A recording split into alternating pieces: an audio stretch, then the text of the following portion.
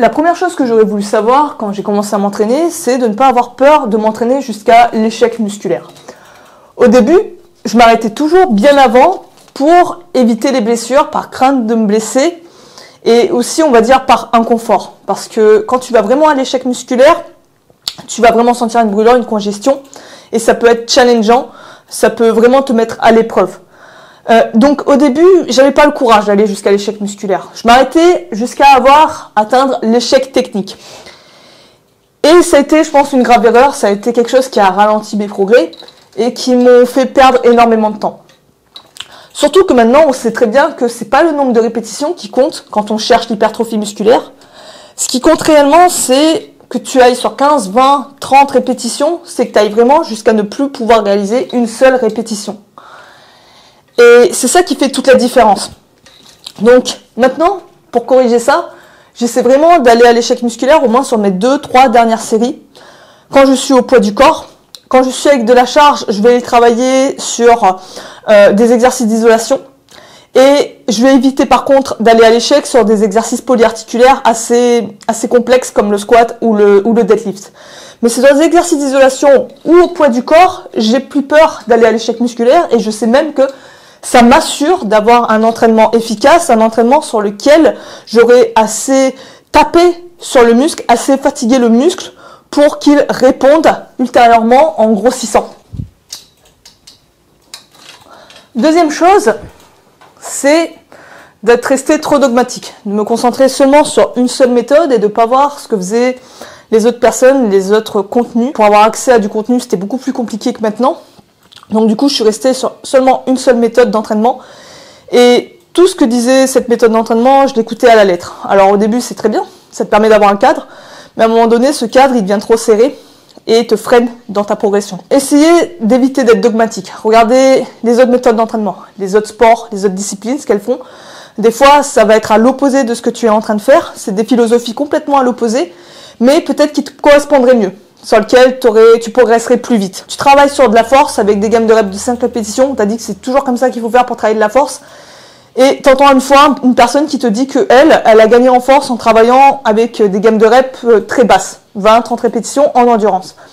Ben, ça peut paraître saugrenu, mais expérimente, teste sur toi-même, accorde-toi une période, quelques mois, où tu vas donner une chance à cette méthode-là pour voir si ça fonctionnerait peut-être mieux sur toi. Gardez toujours l'esprit ouvert.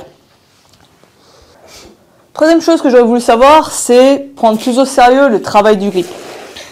J'ai beaucoup négligé le travail du grip, comme beaucoup de personnes, je pense, parce que c'est des petits muscles, c'est pas des muscles de plage qu'on expose. Et pourtant, si tu as une force de la main, une force du grip qui est faible, ça va te ralentir sur tous les autres exercices.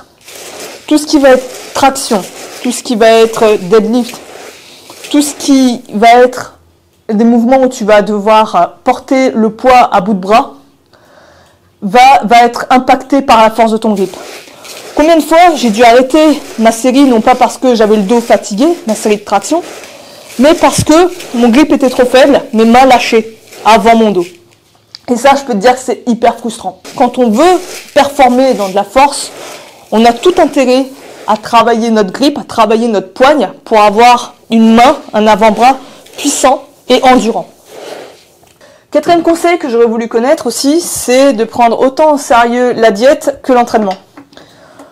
Au fil des années, je me suis rendu compte, en fait, ce qui était le plus important, c'était pas d'être sérieux sur seulement un aspect, comme juste se concentrer sur l'entraînement, mais qu'il fallait être sérieux dans tout un tas de domaines, notamment la diète, il y a aussi le sommeil, la récupération, et que si tu avais un défaut sur plusieurs domaines, eh ben, ça pouvait empiéter sur tes résultats.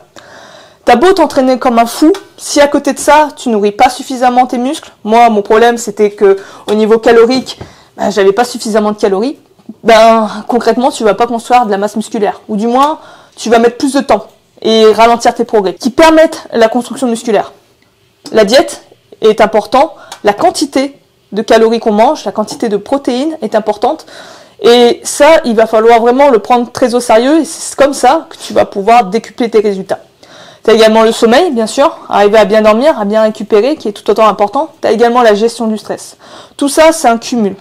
Et il faut prendre chacun de ces facteurs alors juste importance. Tout comme l'entraînement, il faut être sérieux, il faut y avoir un protocole pour mettre plus de chance de son côté. Dernière chose que je voulais savoir, c'est de ne pas avoir peur d'utiliser un peu de charge externe. Ça, je l'ai longtemps négligé. Je me suis toujours dit qu'il fallait, vu que je travaille au poids du corps, il fallait toujours que je reste qu'au poids du corps. Mais ça, c'est une grave erreur. C'est toujours rester dans un dogme. Donc, évite d'être dogmatique. Le fait d'utiliser de la charge externe ne fait pas que tu triches. On s'en fout, en fait. L'idée, c'est de mettre au maximum de chance de son côté, selon les moyens qu'on a, selon aussi ce qu'on aime faire. Donc, s'il y a des moments, tu peux dépasser des plateaux en te lestant légèrement, en utilisant des élastiques, en utilisant tout un tas de matériel, n'hésite vraiment pas.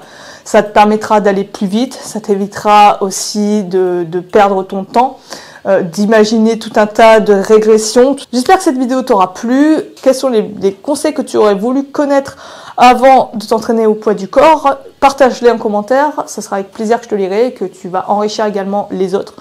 Moi, je te dis à la prochaine, prends soin de toi, à plus.